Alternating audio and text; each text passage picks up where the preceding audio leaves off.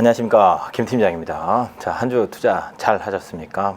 투자 잘 하셔야죠. 멈추시면 안 됩니다. 투자는 꾸준히 하셔야 됩니다. 네, 그동안 여러 가지 소식이 있었지만 제가 지금 하고 있는 그런 일에서 최선을 다하고자 시황이나 뉴스 이런 거에 대해서는 잘 몰라요. 그래서 영상 촬영도 잘 안 하고 녹화도 잘 안 하고 그렇습니다. 제가 이전에도 약속을 드렸다시피 구독자 수가 한 분 한 분 늘어날 때마다, 물론 떨어졌다가 다시 늘어나더라도 늘어날 때마다 영상을 하나씩 올리도록 하겠습니다. 그래서 지금 영상을 촬영하고 있는데요. 아직 이제 하나를 더 찍어야 됩니다. 한 주에 하나씩 올리려고 했는데 한 주에 하나도 조금 어려운 것 같고요. 그래서 틈틈이 올리려고 하고 있어요. 저는 지금도 꾸준히 주식을 하고 있고요. 제 커뮤니티를 통해서 제가 수익률을 얼마큼 내고 있고 현금을 얼마큼 보유하고 있고 1년 대비 작년, 그러니까 52주 전주 대비 52주 전주 대비 내가 지금 수익률이 몇 %가 차이가 났는지, 현재 수익률은 얼마인지, 현금 비중은 얼마인지, 최근에 주가가 조금 올라갔을 때에 비해서는 현금 비중이 많이 올라갔어요. 주가가 많이 올라갔을 때에 현금을 늘리고 주가가 많이 떨어졌을 때 다시 늘렸던 현금으로 매수를 해야 되니까 현금 보유량이 줄어들어야 되겠죠. 그래서 코스피 지수나 코스닥 지수 아니면 나의 수익률 대비 내가 현금 비중이 얼만큼 되어 있느냐를 체크하는 것도 굉장히 좋습니다. 투자는 이런 것 같아요. 투자는 그냥 내가 어떤 종목을 얼마에 사서 얼마에 팔았고 그 사이에 수익률을 얼마큼 냈어, 물론 이게 중요하겠죠. 건건이 그게 중요하겠지만 내가 삼성전자 주식을 8만 원에 사서 9만 원에 팔았어. 그래서 나는 한 주당 만 원의 차익을 봤고 세금을 얼마큼 냈어 라기보다는 주식을 계속 가지고 있으면서 비중을 조절해서 수익을 내는 것, 보유하고 있음으로 인해서 지금 당장은 8만 원에 매수했던 게 7만 원이 되었긴 하지만 시간이 지나면 이것이 9만 원이 되고 10만 원이 되는 시기가 오니까, 그렇게 현금의 가치가 떨어지는 시대에 살고 있다. 우리는 약간의 대외적인 위험이 발생하게 되면 정부나 국가랑 정부랑 같은 거죠. 그런 조직에서 현금을 풀게 돼 있다는 걸 봤어요. 우리는 지난 과거에 현금이 이렇게 풀리면서 정부에서는 SOC 산업으로 국가 그런 기반 산업으로 자본을 투자해서 토목공사를 한다고 칩시다. 다리를 하나 만든다고 해요. 그럼 정부에서 돈을 발행을 해서 국민들이 그 돈을 받아서 이제 월급으로 받는 거죠. 월급이나 회사에 돈을 줘서 회사에서 일하고 있는 직원들한테 돈을 주고, 그런 직원들은 다시 은행에 가서 돈을 맡기겠죠. 또 회사는 그걸로 인해서 수익을 냈으면 그 수익을 또 은행에 맡기던가 또 새로운 투자를 하던가, 어쨌든 돈이 돌고 돌아서 결국엔 은행으로 가는 거죠. 그럼 은행에서 돈을 갖고 있으면 그 중에 일부분은 은행에서 지급준비금으로 갖고 있고 나머지는 또 다른 사람한테 대출을 해줍니다. 대출을 해준다는 거는 어딘가에 투자를 한다는 거고, 투자를 한다는 건 또 인력이 필요한 거니까 또 인건비로 또 나가게 되고, 또 그 사람은 또 다시 은행에 저축을 하게 되고, 이렇게 되면서 돈이 100만 원이었던 돈이 지급준비율을 제외해서 다시 돈이 이제 대출로 나가게 되고, 그 돈이 다시 돌고 돌아서 다시 은행에 들어와요. 간단하게 얘기하면 100만 원을 국가에서 풀면 그 푼 돈이 지급준비율 10%를 냅두고 90만 원은 또 다시 대출을 해줍니다. 그러다가 이 돈이 돌고 돌아서 다른 사람으로 인해서 다시 돈이 들어와요. 90만 원의 돈이 또 다시 저축이 돼요. 그럼 거기서 또 9만 원이라는 지급준비금을 빼놓고 다시 나갑니다.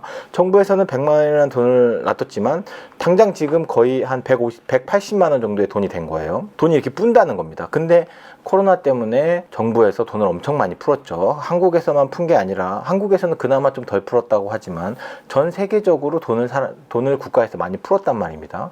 그러면 이렇게 돈을 푸른 것들이 돌고 돌아서 다시 저축이 되고 돌고 돌아서 다시 저축이 되는 상황이 된 거죠.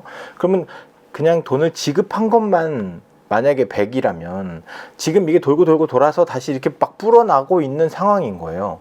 그래서 인플레이션이라는 게 생기고 있는 상황이라는 거죠. 인플레이션은 돈의 가치가 떨어지는 시기가 왔다는 거예요. 내가 갖고 있는 돈이 점점 가치가 줄어드는 거야. 그러니까 투자를 하지 않고 그냥 저축만 해놓는 것들은 내 돈이 점점 사라지고 있는 상황이 되는 거다. 이걸 인식해야 된다. 그러면 당장 부동산을 사야 되거나 자본에 대해서 사야 되는데 빚을 지지 않는 투자를 해야 됩니다. 빚을 지지 않고 투자를 하려면 작은 단위로 투자를 해야 되는데 작은 단위로 투자를 할 수 있는 게 많지 않아요. 근데 다행히 주식이라는 거는 작은 돈으로도 살 수 있습니다. 10,000원으로도 살 수 있고 1,000원으로도 살 수 있는 종목들이 있어요. 그러면 우리는 어떻게 그런 작은 단위의 돈을 투자를 하면서도 안전하게 투자를 할까?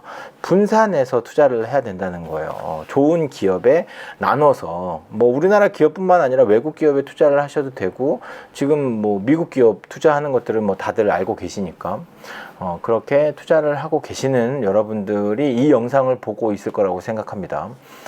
제 친구들이 어떻게 하다가 제 채널을 알게 돼서 이 영상을 보고 있는 친구들도 있을 거예요. 너희들은 알지? 그런 친구들도 이제 투자에 관심이 있으니까. 근데 투자에 관심이 없다면 굳이 이 영상을 눈 비벼가면서 보지는 않을 것 같고. 근데 투자에 관심이 없더라도 앞으로 투자에 관심을 가졌으면 좋겠습니다. 내 친구가 아니더라도 영상을 보는 모든 분들이 투자에 관심을 가져야 됩니다. 왜냐하면 돈의 가치는 계속 떨어지니까. 이 안에서 내가 자산이 상승할 수 있는 것에 안전한 데에 투자를 해야 돼. 그렇다면 그러니까 주가로 따지면 가격이 사람들이 보고 싶지도 않은 가격대에 사야 되는 겁니다. 그만큼 떨어져 있을 때. 근데 집값도 지금 뭐 많이 떨어졌다는 얘기가 나오고 망한다는 얘기가 나오고 이럴 때 나오죠. 이럴 때 우리는 관심을 가져야 돼요. 부동산 투자는 잘 안 해봐서 주식처럼 뭐 이렇게 분산해서 사야 되지 않나 싶은 생각이 드는데 요즘에는 세금 이런 것 때문에 똘똘한 한 채를 찾고 있다고 하죠. 내가 사는 집이라고 하면 사는 겸 내가 그 집을 이용하는 겸 좋은 위치에 있고 출근하기도 좋고 나의 시간을 좀 줄일 수 있고 교통이 좋은 곳, 그리고 직장이랑 좀 가까운 곳, 그리고 좀 오래 살아도 괜찮은 곳, 이런 데에서 사신다고 하면 뭐 부동산도 어떻게 보면 가격이 변동하기 때문에 좋은 곳에 사야 된다고 하는데, 근데 모르겠어요. 저는 이게 부동산에 투자라는 개념보다 부동산이 팔리지 않더라도 괜찮은 부동산을 사야 된다고 생각하기 때문에 그런 종류에 사셨다고 하면 지금 이렇게 힘들진 않으실 것 같고요. 계획을 잘 세워서 산다고 하면. 하지만 부동산보다 주식을 선택한 이유는 일단 주식의 단가가 작다, 사고팔고 하는 것에 대해서 기회가 좋다, 그리고 주식도 부동산 기업, 그러니까 리츠 기업에 투자를 하면서 간접적으로 부동산의 수익을 좀 같이 투자에 좀 염두에 둘 수 있다라고 생각할 수 있기 때문에 진짜 방대하게 투자를 할 수 있는 거예요. 아주 어마어마하게 여러분들이 생각하는 것보다 훨씬 더 주식은 투자의 한 해의 방법이 되게 많습니다. 그렇기 때문에 주식 투자는 했으면 좋겠어요. 하시는데 안전하게. 근데 제가 너무 누누이 얘기해갖고 맨날 똑같은 얘기하는 거 별로 재밌지가 않잖아요. 그래서 그런지 지금도 똑같은 얘기 하고 있네요. 제가 투자하고 있는 거는 내가 갖고 있는 수익률이 높으면 높을수록 현금 비중을 최대한 늘리고, 내가 갖고 있는 주식이 수익률이 낮으면 낮을수록 현금을 좀 줄이려고 합니다. 주가가 낮아지면 이제 매수를 하기 위해서 매수를 하게 되면 현금 비중이 줄어들 거 아니에요. 그러니까 주가가 낮아지면 현금 비중을 줄이는 거죠. 매수를 하는 거죠. 단순한 원리인 거죠. 주가가 떨어질 때 매수하고 상승할 때 매도하는 것. 그렇다면 지수가 떨어질 때는 현금 비중을 좀 줄이는 거죠. 그렇게 해서 매수를 유도하는 거죠. 주가가 떨어질 때 매수하게 되면 점점 현금 비중이 줄어들 거 아니에요. 그리고 주가가 거꾸로 올라가면 매도를 하는 거죠. 그렇게 되면 현금 비중이 늘어나겠죠. 늘어난 상태가 지금인 거죠. 그리고 주가가 약간 떨어졌으니까 여기서 다시 매수가 되고, 이렇게 주가가 등락을 하는 거죠. 현재 제가 그 현금 비중이 얼마큼 되는지를 이제 본다고 하면 40%면 이제 좀 매수를 해야 되지 않나? 뭐 이런 상황으로 보입니다. 실제로도 주가가 떨어졌을 때 매수를 했고요. 앞으로도 매수를 꾸준히 할 생각이고요. 에어컨을 틀었구나. 하여튼 그렇습니다. 여러분들도 주식 투자하시는데 이렇게 하락했을 때 두려워하지 마시고 주식을 조금 관심을 갖고 보시는 거예요. 하락했을 때 주가가 뉴스에서 주가가 떨어진다, 뭐 주식이 더 떨어질 거다, 더 안 좋아질 거다, 이런 이야기가 나올 때가 기회라고 하지 않습니까? 그런 기회가 지금이 뭐 기회다라고 하긴 그렇지만 저는 한국 기업의 기술력을 믿고요. 한국인의 그 기술력을 믿기 때문에 한국 기업에 꾸준히 투자를 할 거고요. 자본에 대해서 진짜 탑인 나라가, 자본주의의 탑인 나라가 미국 아닙니까? 이 투자자들을 엄청 대우를 잘해주고 투자자들을 더 선진적인 투자 체제를 갖고 있는 나라가 미국이잖아요. 그래서 미국에 있는 기업이나 미국에 있는 ETF, 미국에 투자하는 것, 예, 이런 것도 참 좋게 생각하고 배당주 투자하는 것도 참 좋게 생각합니다. 예, 처음에 투자하실 때 난 뭘 사야 될지 모르겠다 싶으면 꾸준히 배당을 주는 기업에 분산해서 투자하는 ETF 좋잖아. 생각할 것도 없어. 그냥 그거는 사고 팔고 할 것도 없어요. 그냥 배당 ETF 사면 됩니다. 그 대신에 수수료가 좀 낮은 거. 네, 나는 장기적으로 투자할 거니까 수수료가 좀 중요하거든요. 수수료가 그 ETF 가격에 반영이 돼요. 바로바로. 내가 ETF를 매매할 때 수수료를 내진 않지만 매일매일 수수료를 몇 원씩 떼간다는 거지. 예, 떼간 거를 지수화한다는 거죠. 예, 그래서 이 배당 ETF가 떨어지면 매수하고 또 상승하면 약간 매도해서, 예, 지금 국가에서도 배당을 줄 수 있도록 기업에 좀 장려하고 있는 시기니까 여러분들도 배당 ETF에 꾸준히 투자하시고요. 저는 이제 제가 매매하는 거를 커뮤니티에 계속 매주 올려놓거든요. 최대한 매주 올려놓으려고 해요.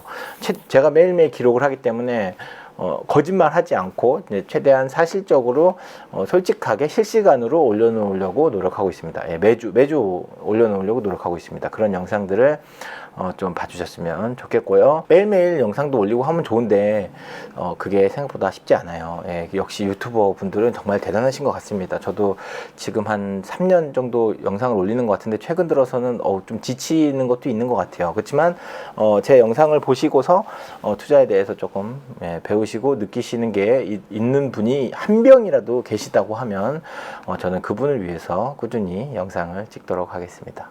예, 오늘 수영단가 가서 좀 초췌해 보이긴 하는데 영상 끝까지 봐주셔서 감사하고요. 도움이 되셨다면 구독하고 좋아요도 부탁드리고요. 투자하시는데 어려움이 있다면 댓글로 질문도 부탁드리겠습니다. 제가 아는 한 최대한 성심성의껏 답변을 드리도록 하겠습니다.